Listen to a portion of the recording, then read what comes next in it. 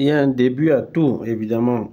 Il y a un début à tout. On ne prend pas la carte mère et puis on se retrouve en train de tester, de faire des tests au hasard. Tu vois, les débutants, quand quelqu'un est débutant, il s'y connaît vraiment pas.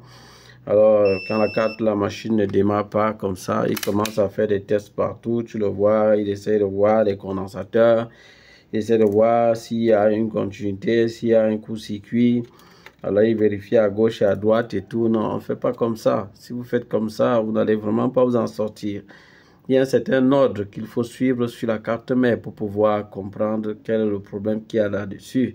Tout ça est fait avec une certaine logique, les amis. Franchement, sinon, si vous ne respectez pas cette logique-là, évidemment, vous n'allez pas vous en sortir. Et c'est notre rôle. Moi, j'ai compris cela. Moi-même, je suis passé par ces difficultés-là. Et m'étant donc formé, j'ai donc compris exactement comment les choses fonctionnaient. Donc, parce qu'en réalité, avant ça, moi, je comprenais rien. Quand je prenais la carte mère, donc je me posais bien des questions. Je me disais vraiment, finalement, on commence par où ici?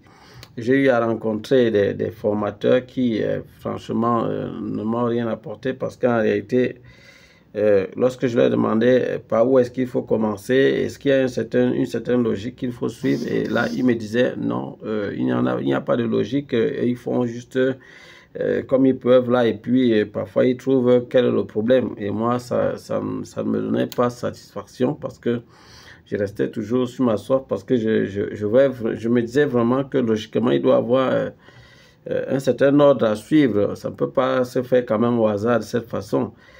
Donc, c'était un peu comme ça. Donc, déjà, pour vous aider, point de départ, sachez que la carte mère a besoin d'être alimentée pour fonctionner. Vous voyez cette carte avec les composants. Ils ont besoin d'être alimentés, exactement comme une voiture qui a besoin de l'essence pour pouvoir fonctionner.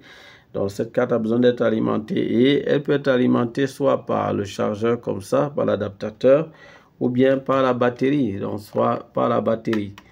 Et là, par l'adaptateur comme ça, on aura à peu près dans les 19 volts ou 20 volts, ça dépend de la carte mère, de la machine que vous avez. Pour d'autres, elle consomme même du 15 volts, d'autres 12 volts, ça dépend. Donc, mais ici, au niveau de la batterie également, on aura plusieurs tensions. Ça peut être aussi 12 volts, ça peut être 14 volts ou 17 volts, ça dépend de la carte mère. Dans tous les cas, ce sont les deux sources d'alimentation. Donc, vous voyez, il y a quand même un départ. Le départ, c'est déjà l'alimentation. Il faut donc commencer à voir les voies d'entrée sur cette carte. Les voies d'entrée, c'est donc soit ici, soit là, pour cette carte. Alors, si c'est donc à ce niveau-ci, vous voyez qu'on a quand même des couleurs. On a des couleurs ici. Donc, on a le rouge là, on a le noir, on a le jaune, on a le blanc. Tout ça a un rôle et on vous explique ça. Donc, déjà, pour le rouge, vous êtes facilement là, au niveau du rouge. Pour le rouge, c'est le plus. Donc, c'est le plus. C'est le plus. C'est donc par là que le courant entre. Donc, si vous voulez le savoir, donc c'est simple. Les codes couleurs aident beaucoup dans le domaine de l'informatique, de l'électronique et tout cela. Donc, ici, donc, on a le rouge, c'est donc le plus, c'est l'entrée du courant. Et ce courant va aller donc directement pour voir où est-ce qu'il va. Donc, vous mettez votre multimètre en mode de continuité. Continuité, je vais mettre le mode bip, bip, bip. Oui. On peut mettre en diode, je vous ai dit en diode, vous aurez une bonne idée de la continuité. Et si vous mettez en mode bip, regardez aussi la résistance pour voir si c'est vraiment en continuité. Donc, je mets la lune des sondes, vous voyez là, au niveau du plus, le fil rouge là, dont j'ai identifié. Et je vais mettre ici, regardez là, vous voyez là, ça bip. Ça bip ici.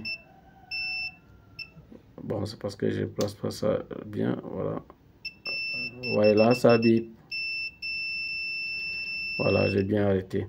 Voilà, ici, juste là, à l'entrée, j'ai une diode. La diode est là pourquoi? Cette diode-ci est là pour éviter, pour essayer de protéger le circuit en cas d'inversion de polarité.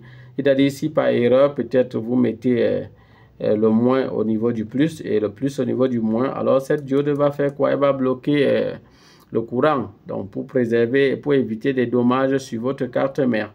Donc, le premier élément, c'est que la tension va donc quitter comme ça, entre là. Vous voyez là, on a un premier composant. Vous voyez là, on a ce premier composant. Ce premier composant, c'est un MOSFET. C'est un MOSFET.